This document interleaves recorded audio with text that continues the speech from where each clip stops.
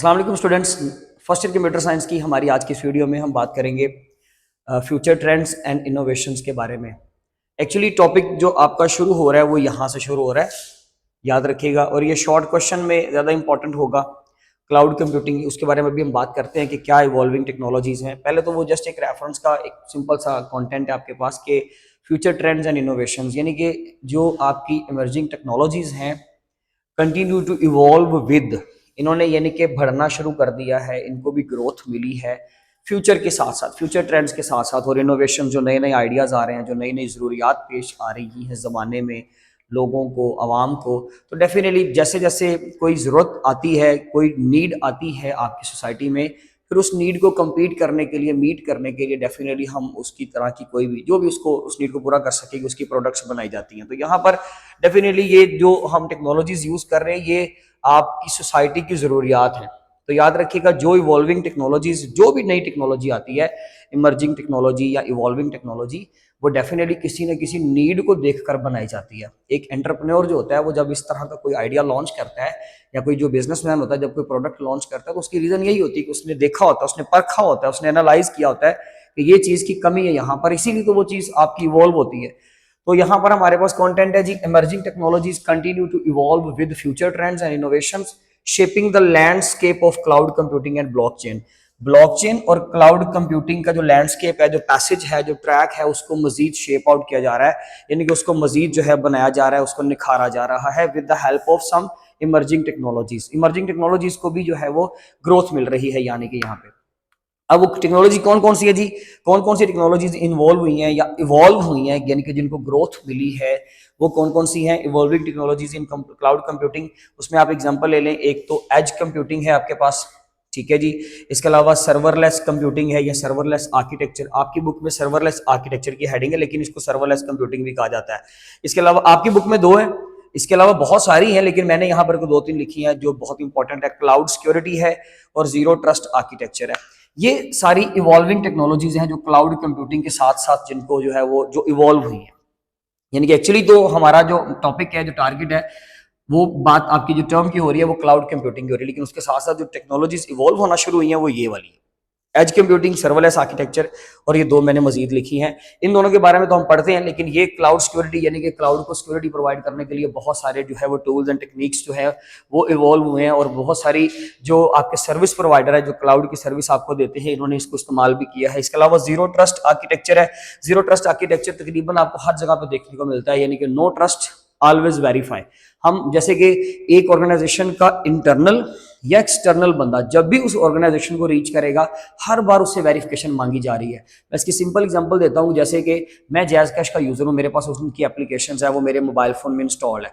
मैं जब भी उसको इस्तेमाल करता हूं, मुझे हर बार, चाहे मैं 5 मिनट के बाद यूज करूंगा, मुझे हर बार उसको क्या करना पड़ेगा, अपना बायोमेट्रिक देना पड़ेगा, यानी कि मुझे क्रेडेंशियल्स उनके फिल करने पड़ेंगे, फिर वो मुझे एक्सेस देता है। एक बंदा तो आई बाहर से रहा है, एक नया यूजर आ रहा है, वो तो डेफिनेटली अपना बायोमेट्रिक देगा, अपने आप को वेरीफाई करवाएगा, अपनी आइडेंटिटी वेरीफाई करवाएगा, देन उसको इस्तेमाल कर सकता है। लेकिन मैं जो उसका रेगुलर यूजर हूं, मेरे मोबाइल में वो एप्लीकेशन इंस्टॉल है, लेकिन मुझे फिर भी उसको अगेन एंड अगेन क्या करना पड़ता है, लॉग इन करना पड़ता है, यानी कि बायोमेट्रिक देना पड़ता है, मुझे अपना थंब इंप्रेशन देना पड़ता है। तो ये बेसिकली इसकी एग्जांपल है जीरो ट्रस्ट आर्किटेक्चर, यानी कि ये तमाम चीजें जो है ना, ये क्लाउड कंप्यूटिंग के साथ साथ इवॉल्व हुई हैं। एज कंप्यूटिंग क्या है, that is the most important short question, ये बहुत इंपॉर्टेंट शॉर्ट क्वेश्चन माना जाएगा। देखिए जी, एज कंप्यूटिंग का मतलब है process the data where it is created. जहां पर डाटा प्रोसेस हो रहा है ना, सॉरी, डाटा वहां पे प्रोसेस हो रहा है जहां पर ये क्रिएट किया गया है। देखिए, अगर लेट से एक डाटा यहां पर क्रिएट किया गया है, ठीक है, यहां पर डाटा क्रिएट हो रहा है, इनपुट आ रही है, डाटा क्रिएट हो रहा है, डाटा की कलेक्शन आ रही है, और जब ये प्रोसेस हो रहा है तो यहां पर दूर किसी दूसरे कंप्यूटर पे हो रहा है, तो ऑब्वियसली ये सारा इनपुट डाटा यहां पर आएगा, फिर प्रोसेस होगा, देन रिस्पॉन्स बैक आएगा। तो ये तो बहुत ज्यादा टाइम डिले होगा, और उस डिले को हम क्या नाम देते हैं, टर्म याद रखिएगा, लेटेंसी। इस वजह से ये जो लेटेंसी है, ये जो डिले है टाइम का, उसकी वजह से आपका सिस्टम सिक्योर नहीं है, सेफ नहीं है, जिस मकसद के लिए बनाया गया है वो मकसद आपका हल नहीं हो रहा। उसकी एग्जांपल मैं आपको इस तरह से दे रहा हूं, जैसे कि edge computing brings processing power closer to data sources, data sources reduce latency and improving the efficiency. जो एज कंप्यूटिंग है ना, उसने क्या किया है कि brings the processing power closer to data sources, जो भी प्रोसेसिंग पावर है ना उसको वो डाटा सोर्स के पास ले आई है। इसकी एग्जांपल लेते हैं स्मार्ट सिटी से। स्मार्ट सिटी की एग्जांपल जो कि ट्रैफिक की एग्जांपल आपकी बुक में भी है, ट्रैफिक लाइट्स की एग्जांपल ले लें या एक सेल्फ ड्राइविंग कार की एग्जांपल ले लें। सेल्फ ड्राइविंग कार क्या कर रही है, जब चल रही है ना, अपने सामने कोई ऑब्स्टेकल उसने डिटेक्ट किया कैमरे के जरिए से, सेंसर के जरिए से, अपने सामने एक गाड़ी को डिटेक्ट किया, किसी बंदे को डिटेक्ट किया, किसी जानवर को डिटेक्ट किया, उसने वो रुकना है ना, कैमरा या सेंसर से उसने डिटेक्ट कर लिया। अब अगर वो डाटा की इनपुट लेकर किसी दूर सर्वर से वो प्रोसेसिंग करवाए और वो सर्वर से इंस्ट्रक्शन ले दोबारा से कि भाई अब आपको ब्रेक लगा लेनी चाहिए, अब गाड़ी स्लो कर लेनी चाहिए, तो वो टाइम टेकिंग प्रोसेस हो जाएगा, मे भी उतनी देर में कोई हादसा पेश आ जाए। इसलिए क्या किया जाता है कि बजाय कि वो सारा डाटा जो गाड़ी इनपुट के तौर पे अपने पास रिसीव कर रही है, इनपुट बाहर से आ रही है, डाटा अपने पास को रिसीव कर रही है, और वो सारा डाटा जो उसने किसी ना किसी तरह से कलेक्ट किया, सेंसर से, कैमरा से, वट एवर जो भी मेथड है, कलेक्ट करने के बाद वो उधर ही उसको प्रोसेस कर रही है, ना कि किसी दूर सर्वर से करवा रही है।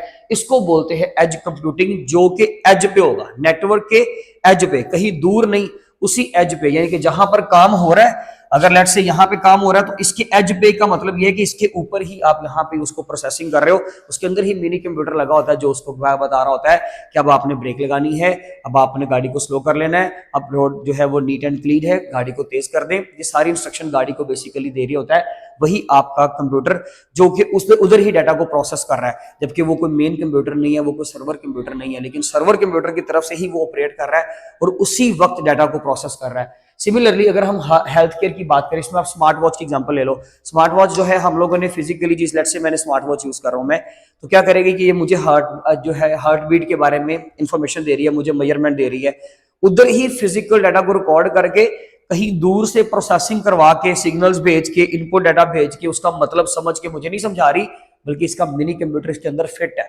इसका प्रोसेसर इसके अंदर फिट है और मुझे ये फौरन से जो है आंसर दे रही है। इसमें आप लोग एग्जांपल के तौर पे, ये तो मैंने एग्जांपल्स दिए ना कि कहां कहां इस्तेमाल हो रही है, इस्तेमाल करेंगे कैसे या किस तरीके से हम इसको इंस्टॉल कर सकते हैं। भाई अमेज़न वेब सर्विसेज आपको इसकी एक सर्विस देता है ग्रीन ग्रास की, आप सर्च कीजिएगा, फिर आप इसके अलावा रेस्पबेरी पाई उसको सर्च कीजिएगा, एक्सप्लोर कीजिएगा। ये सर्विस जो है वो क्लाउड कंप्यूटिंग की आपको AWS देता है, यानी कि आपके जो क्लाउड सर्विसेज है, जो कंप्यूटिंग की सर्विसेज आपको प्रोवाइड करते हैं, उनमें ये फंक्शनैलिटी एज कंप्यूटिंग की पाई जाती है।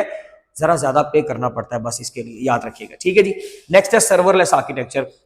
एक ऐसा आर्किटेक्चर जिसमें सर्वर नहीं होगा, हमारे पास मौजूद नहीं होगा, हमें मैनेज नहीं करना पड़ेगा, इसका ये मतलब होगा। यहाँ पे सर्वरलेस से मुराद हरगिज ये नहीं है एक ऐसा कंप्यूटिंग एनवायरनमेंट जो सर्वर के बगैर कंट्रोल हो रहा है, उस पोजीशन पे सर्वर नहीं है। वैसे तो डेफिनेटली सर्वर कहीं ना कहीं मौजूद है, लेकिन हमें सर्वर को मैनेज नहीं करना पड़ रहा। याद रखिएगा सर्वरलेस आर्किटेक्चर में, serverless architectures allows developers to build and deploy applications without managing servers। ये हमें डेवलपर्स को क्या अलाउ करते हैं जी कि वो बिल्ड करें, डिप्लॉय करें एप्लीकेशंस को without managing the server, servers को मैनेज नहीं करना पड़ेगा। इनहैंसिंग स्केलेबिलिटी, इनको स्केलेबिलिटी इनहैंस नहीं करनी पड़ेगी, डाउन नहीं करनी पड़ेगी, और इनको किसी भी कॉम्प्लेक्सिटी को रिड्यूस करने की जरूरत नहीं है। ऑपरेशनल काम जिस तरह भी हो रहे हैं इनको इस चीज से फर्क नहीं पड़ता, इन्होंने सिर्फ अपनी एप्लीकेशंस को यूज करना है, डिप्लॉय करना है, बनाना है, इस्तेमाल करना है, बस। सर्वर्स कैसे मैनेज हो रहे हैं, एप्लीकेशन को कैसे पीछे सर्वर मैनेज कर रहा है, इस चीज से हमारा कोई ताल्लुक नहीं है। हमने जिस वक्त उसको इस्तेमाल करना है हम इस्तेमाल करेंगे, जितनी देर उसको कंज्यूम करेंगे उतना पे कर देंगे, इसलिए ये एक कॉस्ट इफेक्टिव मेथड है। चलिए लेट से आपको समझ नहीं आई तो मैं कहता हूं AWS लैम्बडा को सर्च कीजिएगा।